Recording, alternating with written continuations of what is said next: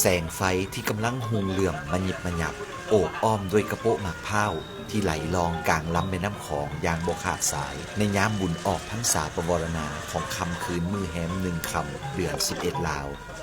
บรรดาครูหนุ่มหญิงสาวผู้เฒ่าผู้แก่และเด็กน้อยกำลังยืนตามแคมฝั่งแม่น้ำของสื่นสมความงดงามของแสงเทียนในกระทงพร้อมแสงประทีปที่กำลังเปล่งประกายแสงหุงสว่างกลางแม่น้ำของนั้นแม่นเหือไฟที่กำลังลองลอยซ่าท่ามกลางแสงจันทร์ประสานกับแสงเทียนผสมเสียงโห่ห้องของผู้คนที่กำลังติดตามเบิ่งเหือไฟที่ได้อวดความงามในยามค่ำคืนที่เต็มไปด้วยความเลื่อมใสและศรัทธาอย่างเหนียวแน่นของประชาชนชาวหลวงพระบางเลาะลุยลาวตอนประทีปหมื่นดวง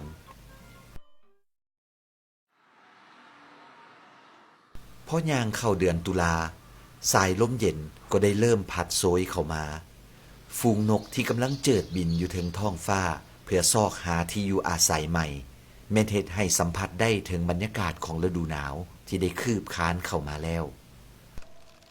ในขณะเดียวกันนั้นก็ยังได้มีบรรดาพระภิกขุสงฆ์สามเณรที่อยู่ภายในวัดก็พวมกำลังตั้งหน้าสุมใส่ในการประดิษฐ์โคมไฟด้วยความจูบเจ้าห้าวหันด้วย2 มือและสายตาที่มีความมุ่งมั่นผสมกับความคิดสร้างสรรค์เพื่อเฮ็ดให้โคมไฟทุกอันที่เฮ็ดนั่นให้ออกมามีความงดงามสามเณรบางกลุ่มก็ยังได้พร้อมใจกันสร้างสรรค์เหือไฟโคกหรือเหือไฟบกไว้ประดับประดาตามวัดว่าอารามด้วยจิตใจที่เลื่อมใสศรัทธาต่อกับฮีตของประเพณีและพระพุทธศาสนาอีกมุมหนึ่งตามแคมถนนหนทางนครหลวงพระบางยังมีแม่ค้าสาวขายพากันเฮ็ดโคมไฟมาวางขายเพื่อให้กับผู้คนได้ซื้อไปบูชาตามวัดวาพร้อมย่องตามย่าวเหือนในวันสำคัญที่ใกล้จะมาถึงนั่นก็คือบุญออกพรรษาประวรณา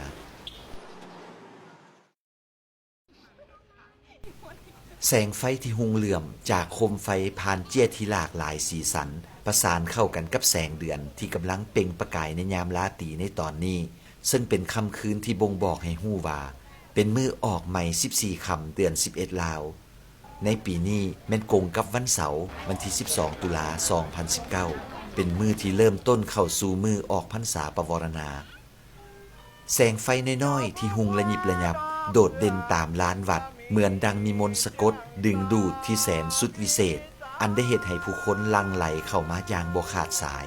บางคนได้พาลูกพาหลานเข้ามาสื่นสมแปลวไฟดวงน้อยๆที่เอนกวยไปมาโดยบ่ได้ดับมอดความงดงามของแสงไฟท่ามกลางท้องฟ้าที่เต็มไปด้วยหมู่ดาวที่กำลังเปล่งแสงยิบยับไปมาเปรียบเหมือนรอยยิ้มของชายหนุ่มหญิงสาวที่ได้เข้ามาชมความงามของโคมไฟนี้แต่กลัวทุกคนจะได้ชมได้แยงความงามของแสงไฟนี้ก็บ่แม่นเรื่องง่ายดายย้อนในปีนี้ดินฟ้าอากาศบ่เอื้ออำนวย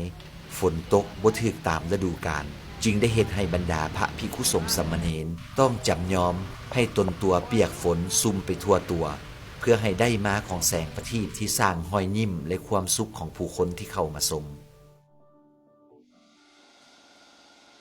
ในขณะเดียวกันนั้นก็ยังได้มีผู้คนจำนวนหนึ่งที่ได้อุทิศตนเพื่อเกียมพร้อมที่จะนำเอาสีไม้ลายมือออกสู่สายตาของผู้คนจำนวนหลวงหลายโดยการถ่ายทอดลงสู่ผลงานที่บ่ได้มีในตำราเฮียนใดๆนั่นก็คือการสร้างเหือไฟออดหรืออุ่นเฮือนพรหมลีก็เป็นอีกคนหนึ่งที่อยู่เบื้องหลังในการสร้างเหือไฟซึ่งปัจจุบันแม้นได้อาศัยอยู่บ้านพันหลวงนครหลวงพระบางแขวงหลวงพระบางเส้นทางชีวิตของอุ่นเฮือนก่อนจะก้าวเข้ามาเป็นสร้างเหือไฟนี้ก็บ่ได้ง่ายดายและอาจจะบ่งดงามเทียบเท่ากับเหือไฟที่กำลังเปล่งแสงลองลอยในหน้าน้ำอุ่นเฮือนได้บอกให้ฮู้ว่าในเมื่อก่อนแม้นได้จบการศึกษาอยู่วิทยาลัยวิจิตรศิลป์แห่งชาติที่นครหลวงเวียงจันทน์สมัยตะกี้ก็ไปเฮียนก็บ่มีพี่น้องก็อยู่หอพักนั่นแหละก็ยากลำบากอันนึงแต่ว่าก็ใช้ความสามารถเฮาแกะสลักได้อันนั้นก็ตะกี้เขาเจ้ามีเด้พวกอาบาเซมันยังเขาเจ้าแกะไม้แกะนั้นแล้วก็ได้ไปใช้เงินจ่ายจนนั้นเฮียนหนังสือภายหลังเรียนจบแล้วเล่าเองก็มีความคิดอยากจะสานต่อด้วยการเป็นครูสอนทางด้านศิลปะ แต่ย้อนความยุ่งยากด้านสภาพเศรษฐกิจครอบครัวในตอนนั้นจึงเฮ็ดให้อุ่นเหือนได้ตัดสินใจพันตัวออกมารับงานอิสระ ตะกี้เพิ่นเอา2คนเนาะไป7คนเดี๋ยวคะแนนอายนี่ผู้หนึงแล้วก็ปันดินเผาผู้หนึงเอากลับบ้านกันนั้นก็อยู่ก็อยู่เขาเจ้าว่าแต่ว่ามาบ้านเฮาตะกี้ก็ลำบากมันเงินเดือนก็บ่ได้ก็เอาก็ไปซอกหาอาชีพต่อก็ไปเรียนติเงินต่อตะกี้ติเงินที่เครื่องคันมากมันก็ได้ราคามันยังไปซอยหมู่แหละบ้านหมู่ตะกี้เครื่องคันมากมันยังส่งออกนอกมันได้ราคาได้ตอนบ่มีทางแล้วเพราะว่าคันเช่าแล้วก็กลับบ้านว่า 5-6 ปีก็จะกลับบ่เลยเพราะว่ามันเครื่องเงินเครื่องหยังนี่มันยักอังเนาะก็เริ่มบ่อยากได้ดีมันนั่นแหละคิดอยากกลับบ้าน แต่ย้อนอุ่นเหือนมีพรสวรรค์ด้านงานศิลปะประกอบกับการที่เป็นคนที่มีความมานะภาคเพียรจึงเฮ็ดให้ลาวสามารถยืนด้วยลำแข้งลำขาของตัวเองได้จนเท่าทุกมือนี้ มาใหม่เขาก็แกะสลักแหละสักไม้แถมใช้วัดใช้หยังแกะบานอยู่เฟอร์นิเจอร์มันยัง มาถึงปีนี้อุ่นเหือนและบรรดาอ้ายน้องพร้อมด้วยลูกหลานได้พร้อมใจกันสร้างเรือไฟรวมทั้งหมด4 ลำซึ่งการสร้างเรือไฟนั้นบ่ได้มีแบบเฉพาะไว้ตายตัวหรือระบุไว้ในปึ้มตำราเฮียนที่จะต้องได้คอยศึกษาหำเฮียนในตำรานั่นไปเทื่อละขั้นตอนอุ่นเหือนบอกให้ฮู้ว่าการที่จะเป็นสร้างเรือไฟที่ดีและเก่งนั่นจะต้องเป็นบุคคลที่มันสังเกตลองผิดลองถูกฮู้จักใส่จินตนาการฮู้จักมโนภาพที่สำคัญต้องเป็นบุคคลที่มีศิลปะอยู่ในตัวสูงพอสมควร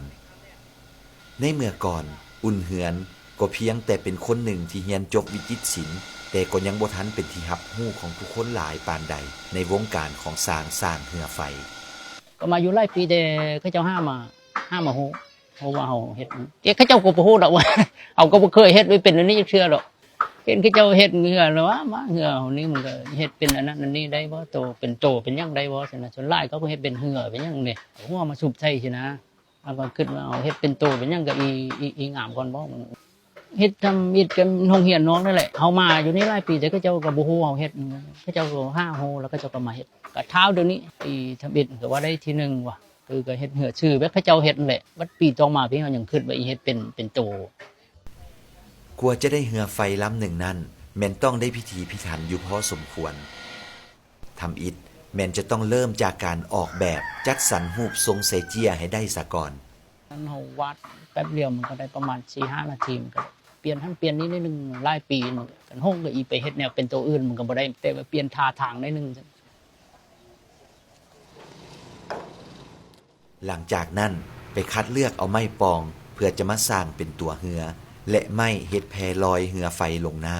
ำได้เลือกมันต้องมีอันแก่อันอ่อนปนกันคันอ่อนก็คดได้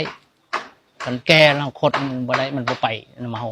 บ่ต้องเอาใส่ตามกงตามหยังก็ใส่ตัวอ่อนเวลาหักมันจะบ่หักกันไม่แข็งนะเฮามาใส่หักมันก็ขึ้นไปเฮาเบ็ดมันก็ขึ้นไป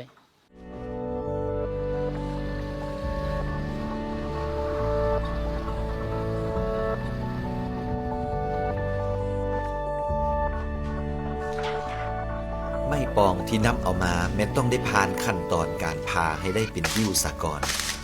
ย้อนประสบการณ์บวกกับความคิดหยาดเหงื่อที่อุ่นเหือนได้ทุ่มเททั้งแห้งกายแห้งใจมาดนนานจนได้ก่อเกิดให้เป็นแนวคิดใหม่ๆในการประดิษฐ์อุปกรณ์เพื่อนำมาใส่พาไม้ให้มีความสะดวกว่องไวและประหยัดเวลาหลายขึ้นคือว่าแล้วมันได้รับลำเดียวที่เฮาขนพาก็ได้มันไม่บ่ได้หลายเลยแต่มันคิดอีพามามันก็หลายลำสิมันบ่ร้อนคิดไปทุกวิธีทางแล้วมันบ่มีผู้พาช่วยเลยกันพามันไว้ได้ลำนึงพา1แล้วก็มาพา2พา3พา4พา5ไปกว่ามันได้อันนี้เฮาพาวันเดียวเพราะนี่ถือว่าเป็นสิ่งหนึ่งที่สำคัญที่สุดในการเริ่มงานเพื่อนำไม้มาขึ้นหางเรือไฟส่วนก็เอาส่งมันเลยเอาเฮ็ดแผ่ก่อนเฮ็ดแผ่แล้วก็กลางจุดกลางมันก่อนบนก็จะอีตังไม่ยังมันก็ใส่โฮบใส่ยังมันเป็นตัวดึงหัวดึงท้ายมันได้ตัวหลักไม้อยู่ข้างกลางแล้วก็ยังมาเอาส่งมันยิงไม้ใส่คันแล้วก็เอาส่งมันแล้วก็ยังใส่บ่วงได้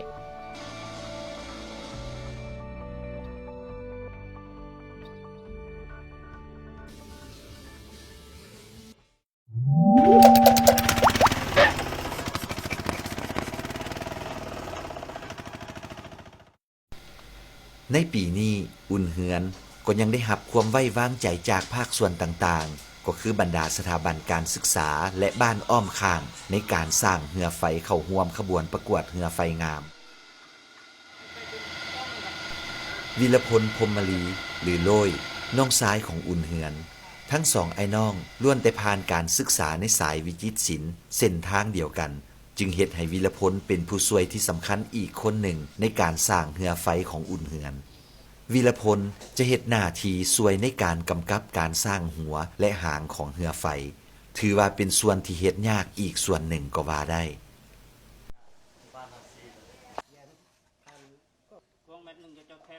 การแต้มภาพที่มีความเลื่อนไหลคือดังสายน้ำที่กำลังไหลไปพร้อมกับเหือไฟในยามค่ำคืนบุญออกพรรษาเส้นซอที่ขีดเขียนลงพื้นนั่นอุ่นเหือนเฮ็ดให้เห็นว่าการแต้มแบบดังกล่าวบางครั้งก็บ่ได้สำคัญเสมอไปว่าต้องมีพื้นที่กว้างหรือสะดวกสบายขอเพียงแต่เฮาลงมือกับพื้นที่นั้นให้ได้ประโยชน์ที่สุดเท่าที่จะเฮ็ดได้เมื่อสำเร็จแล้วต่อไปก็เป็นหน้าที่ของวีรพลที่จะต้องสานต่อผลงานของอ้ายตนเพื่อให้ได้เข้าโค้งของหัวเหือไฟและหางด้วยความงดงามอ่อนโยนตามแบบฉบับลวดลายลาวตอนกี้ก็จะให้ใส่ไหว้ใส่นันกดแต่มันนี่มันเห็ดยากเราเด็กน้อยรุ่นใหม่เห็ดบ่เป็นได้เจ้าเผาไฟนะเผาไฟเราก็คอยกดคอยกงเห็นได้เห็ดเบิ่งได้เห็ดตอนปีตะบิดว่ามันจะบ่นิ่มนวลปานใดคงบ่แน่นหน้าเห็ดแล้วมันจะเบี้ยวจะหลังแตกต่างมันจะเหล็กนี่มันคดมันเหล็กนี่มันคดไปมันจะได้รูปทรงก่อนไหว้แต่นั่นก็บ่ได้หมายความว่าจะปล่อยปะละเลยวิธีดั้งเดิมแต่อย่างใดแต่ย้อนเหตุและผลที่จำเป็นต้องใส่สิ่งที่ใหม่กว่าแต่ยังคงการรักษาความดั้งเดิมนั่นให้ได้ตามฮีตของก็พอแล้ววัสดุนำใช้ส่วนใหญ่พอเขาพยายามเลีกเลี่ยงบ่ให้ใช้สิ่งที่มันเป็นภัยต่อสภาพแวดล้อมอาจจะใส่เล็กๆน้อยๆได้ส่วนหัวบ่ส่วนท้ายบ่ส่วนกลางแต่ลำตัวนี่ต้องเฮ็ดเป็นด้วยไม้ไผ่ถ้าไผ่เฮ็ดเล็กนี่ก็ถือว่าแม่นผิดต่อระเบียบมันก็ถือว่าเป็นภัยกับธรรมชาติเป็นกับภัยกับสิ่งแวดล้อมนะผลงานผ่านมาของอุ่นเหือนแม่นสามารถเฮ็ดให้หลายคนต่างก็ยอมรับและจดจำในผลงานของลาวเป็นอย่างดีผ่านมานี่ก็ได้4ปีเนาะปี2ปีมันของเฮียนพะล่วง2ปีมันของสันติภาพเอาเฮ็ดไปนี่เฮาก็บ่ได้วางที่เท่านั้นเท่านี้แต่ว่าเฮารับใช้เอกลักษณ์ไว้ที่ว่าบางคนว่ามีกรรมการในฮู้จักกันอันนั้นนี่มีคนก็จะเว้าเราไล่คนว่าเหือ2-3ลำในที่1ที่2ที่3นี่อยู่บนเก่าเป็นไปได้มั้ยหยังสินะกันว่ามันเหือเราได้ยังที่อีข้อมาเบิ่งมายังก็มาบ่เป็นหยังค่อยบ่ได้ปิดบ่ได้บังถามก็ได้หรือว่าให้ออกแบบก็ได้บ่เป็นอันนั้นยังแนะนำว่าคันเหือนี่เอาแข็งเมื่อคืนเอาก็จะไปแต่งลายบ่ได้เฮาต้องเว้าเรื่องไฟคุมเรื่องไฟให้มันได้เนาะเหือไฟเฮาต้องเน้นลงน้ำไปให้มันหงจนหัวจำท้ายแล้วมันก็บ่มีปัญหานอกจากอุ่นเหือนจะเป็นคนหนึ่งที่มีความสามารถสร้างสรรค์เหือไฟแล้วก็ยังเป็นผู้หนึ่งที่ได้คิดริเริ่มในการสร้างขัวไม้ไผ่ข้ามแม่น้ำคานจากฟากบ้านพันหลวงหาสีแยกตาดมอหรือตีนวัดสีพุทธบาทอีกด้วยไอ้จั่วข้ามนำนะก็มันก็จะข้ามไปเฮียนนี่สีพุทธบาทเลยเด้จั่วข้ามไปแล้วเหือจมพากันเข้าเหือน้อยมีผู้ลอยน้ำบ่เป็นก็มีแล้ววนวายพากันล่มไอ้เต้วเราเป็นอาจารย์สอนอยู่หั่นไว้เฮ็ดพวกข้ามจำเป็นนั้นพากันขึ้นดินเฮ็ดขั้วปีทำอิฐกาบ่ได้บ่ผ่านมรดกเพิ่นปีที่2ปีที่3ปีอย่างเกิดเป็นขั้ว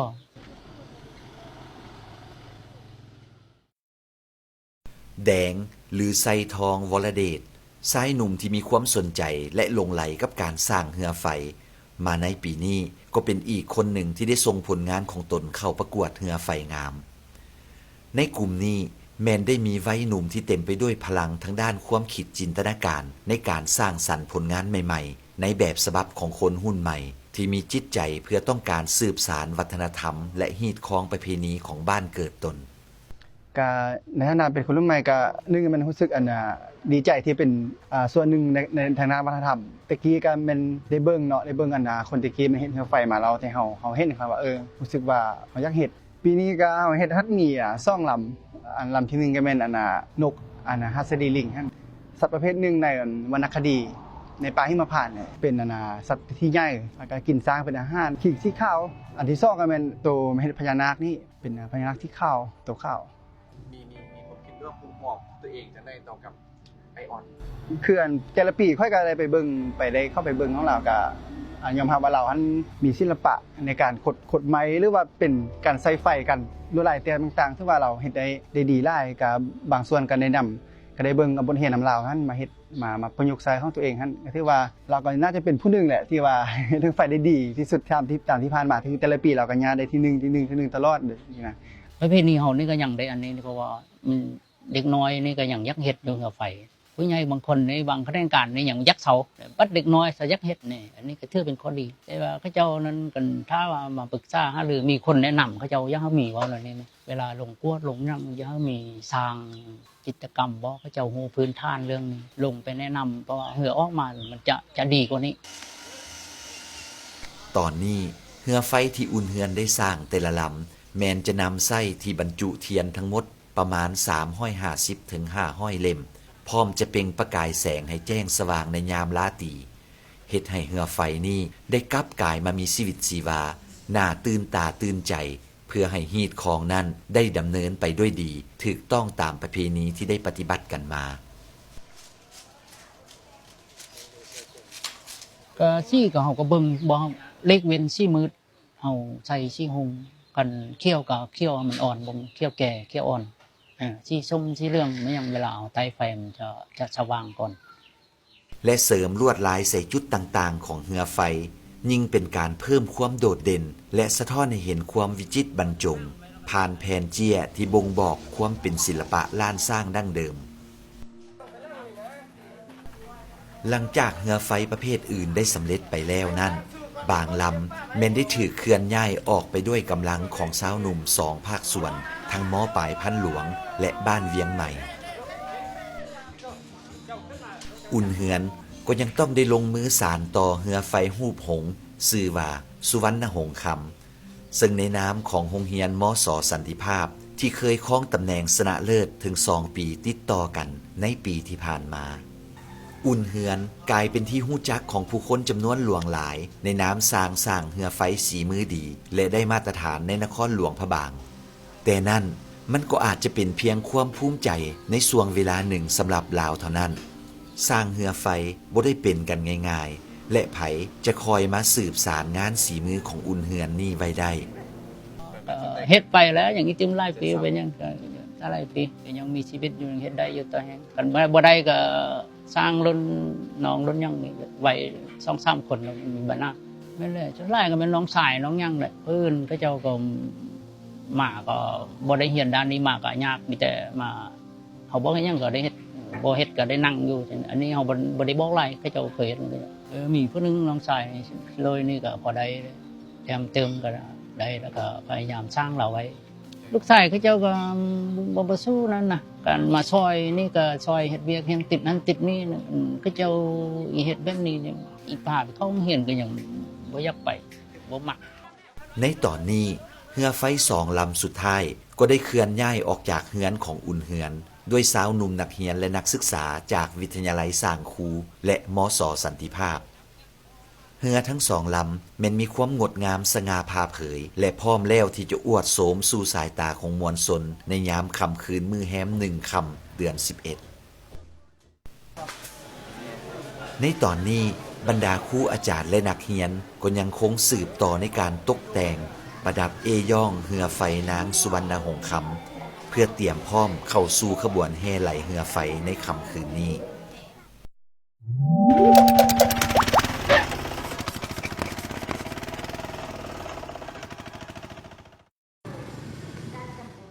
เมื่อเวลาหยับจ้อมอเข้ามาฮอด5 โมงแลงของมือแฮม1ค่ำเดือน11บรรดาแม่ค้าสาวขายพร้อมกำลังลงมือเฮ็ดกระทงวางขายตามแคมป์เส้นทางแถว4แยกโคงแทรกด้วยความซื่นอกซื่นใจกับงานบุญออกพรรษาที่ได้หมุนเวียนมาฮอดอีกวาระหนึ่งแล้วเราก็เชิญบรรดาอะไรรองหรือว่าบรรดาเสียงประกาศโทรโคงดังขึ้นพร้อมกับแสงตะเวนค่อยๆลับท้องฟ้า ความมืดได้ยับเข้ามาทดแทนแสงทองของดวงอาทิตย์ที่ได้ลับลาลงบรรดาก้อนกำลังเหือไฟกำลังเคลื่อนย้ายเข้าสู่เส้นทางกลางเมืองเหือไฟปีนี้มีน้ำกันทั้งหมด52ลำในนั้นมีทั้งเหือไฟมืออาชีพสมัครลินและบรรดาห้านตอนนี้เหือไฟผลงานของอุ่นเหือนก็เข้ามาสู่งานตามกำหนดเวลาที่คณะกรรมการจัดให้พร้อมผลงานของไซทองก็เส้นเดียวกัน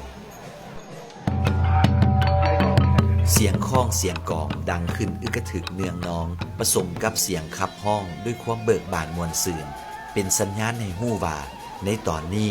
เรือไฟแต่ละลำแม้นได้เข้ามาโฮมพร้อมเพียงเฮียงหน้ากันเป็นแถวยาวเหยียดจนสุดสัวตาอุ่นเหือนได้เข้ามาเบิงเรือไฟผลงานของตนอย่างใกล้ชิดเพราะการใต้เทียนเพื่อให้เรือไฟหุงแจ้งแม้นต้องได้ระมัดระวังที่สุดและแล้วสิ่งที่บ่คาดคิดก็เกิดขึ้นเมื่อแปลวไฟได้ไหม้เจี้ยทุกคนต่างก็เฝ้ามอดไฟท่ามกลางความตกใจแตกตื่นของคนอ้อมข้างยังดีที่สามารถมอดไฟนั้นได้ลงก่อนจะไหม้ลามไปจุดอื่นโชคดีที่เรือไฟได้เสียหายเล็กน้อยเมื่อเสียงเทศนาไหว้พระหับศีลของพระภิกขุสงฆ์ได้สิ้นสุดลงเป็นอันว่าสิ้นสุดพิธีขบวนก็เริ่มเคลื่อนย้ายจากหน้าพระราชวังเพื่อมุ่งหน้าไปท่าหัวเสือวัดเสียงทองตามเส้นทางสีสว่างวงแม่นเต็มไปด้วยนักท่องเที่ยวทั้งภายในและต่างประเทศบางพองนั่งบางพองยืนเพื่อล้อท่าหับส้มขบวนเรือไฟที่มีความงดงามตะการตาคล้ายกับว่าทุกคนกำลังอยู่ในสั้นฟ้าดาวดิ่งที่มีหมู่ดาวกำลังเคลื่อนย้ายไปอย่างบ่ขาดสาย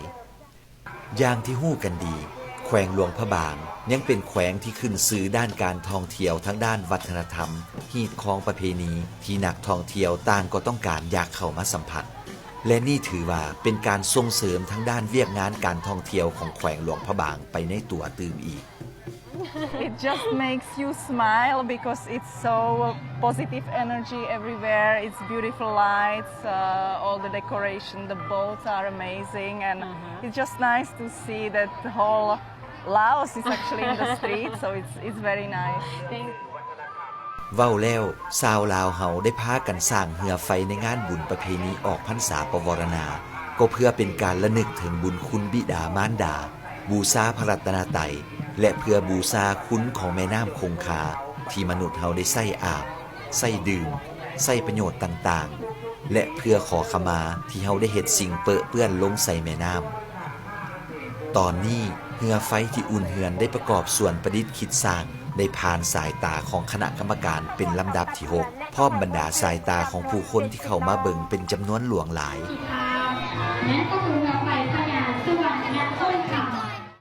ภายหลังที่ขบวนเรือไฟแต่ละลำได้อวดโสมความงามต่อหน้าคณะกรรมการเป็นที่เหียบห้อยแล้วนั้นก็ยังคงสืบต่อเคลื่อนขบวนด้วยความเบิกบานมวลซื่นบางขบวนก็ได้ทำการขับห้องโหประสานเสียงกองบางขบวนก็มีการโซ่การแสดงที่เบิ่งแล้วตื่นตาตื่นใจ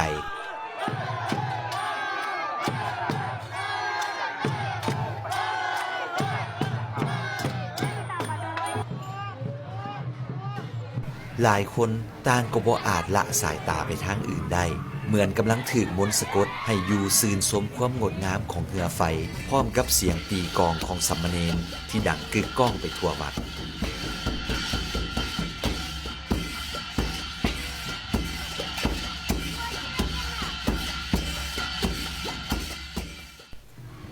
ในตอนนี้เรือไฟสุวรรณหงส์คำกำลังถูกบรรดาสาวหนุ่มพร้อมกันหามลงสู่ท่าหัวเสือลงสู่แม่น้ำของด้วยความระมัดระวังท่ามกลางสายตาของมวลชนที่จดจ้องเป็นจำนวนหลวงหลายที่ได้มาเฝ้าเบิ่งขั้นตอนการนำเอาเรือไฟลงสู่แม่น้ำบรรยากาศตอนนี้แม่นเต็มไปด้วยความรุ่นระทึกและผู้คนต่างก็เอาใจช่วยเรือไฟสุวรรณหงส์คำและลำอื่นๆลงสู่แม่น้ำด้วยความปลอดภัยโดยบ่อยากให้เกิดอัคคีภัยใดๆอีกจุดหนึ่งก็ยังได้มีกลุ่มคนที่ได้ขันอาสานั่งเรือร้อยตัวอยู่กลางแม่น้ำของเพื่อปล่อยประทีปดวงน้อยๆลงสู่แม่น้ำของปีนี้แม่นได้มีจำนวน5บ้านน้ำกันที่ได้นำเอาประทีปมา ซึ่งแต่ละบ้านได้นำเอามาบ้านละ 1,000 อันดังนั้นแสงประทีปที่ลองลอยอยู่กลางของในปีนี้บ่ต่ำกว่า 5,000 อันซึ่งเปรียบเหมือนแสงบั้งไฟพญานาคที่แตกกระจายยายทั่วหน้าน้ำแม่น้ำของอุ่นเฮือนและบรรดาเศร้าหนุ่มนักเรียนพร้อมครูบาอาจารย์กำลังพร้อมกันเล็งมือเพื่อใต้เทียนให้สว่างท่ามกลางสายลมที่พัดโบกเข้ามาซึ่งมันสามารถมีผลเฮ็ดให้ไฟมอดได้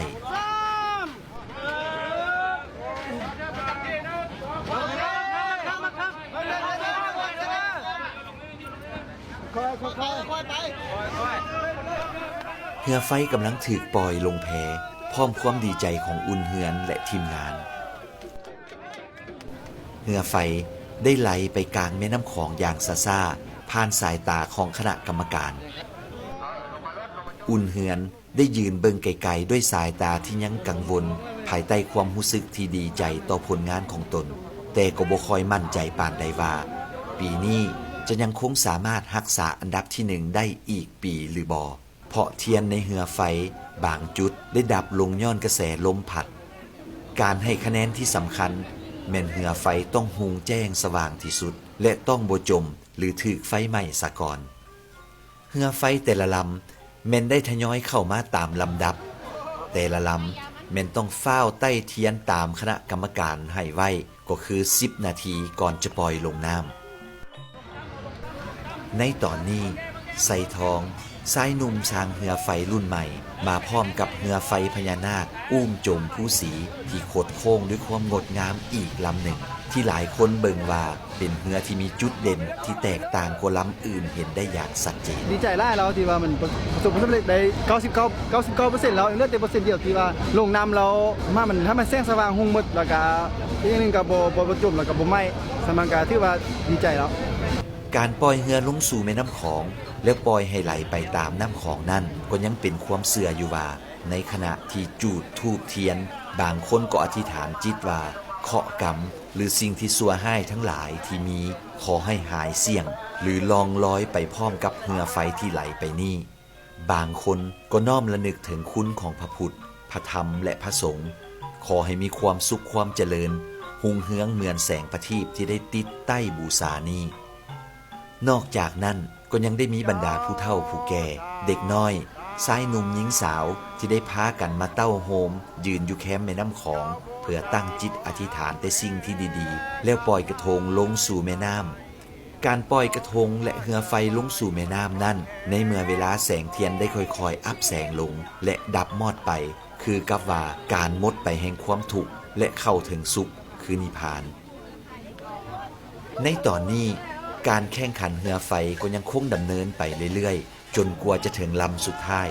จนในที่สุดผลประกาศการประกวดเรือไฟงามก็ยังคงตกเป็นผลงานของอุ่นเฮือน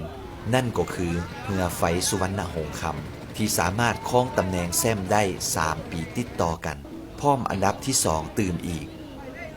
ส่วนผลงานของไสทองแม่นสามารถญาติได้อันดับที่3และที่5มาครองถึงจังใดก็แล้วแต่งานบุญออกพรรษาปวารณาในครั้งนี้ก็ยังมีความหมายความสำคัญไปกว่ารางวัลที่ได้มาการที่ทุกคนได้ร่วมใจกันก่อให้เกิดแสงไฟดวงน้อยๆไปทั่วบ้านเมืองเปรียบเหมือนการเต้าโฮมความสามัคคีอันเป็นจิตหนึ่งใจเดียวกันเพื่อให้บ้านเมืองมีความเจริญรุ่งเรืองแสงไฟน้อยใหญ่ที่หุงยิบหยับในยามราตรีและไหลลองเคลื่อนไหวซ่าๆไปตามแม่น้ำของผสมกลมกลืนกับแสงจันทร์ที่เปล่งประกายใสแจ้ง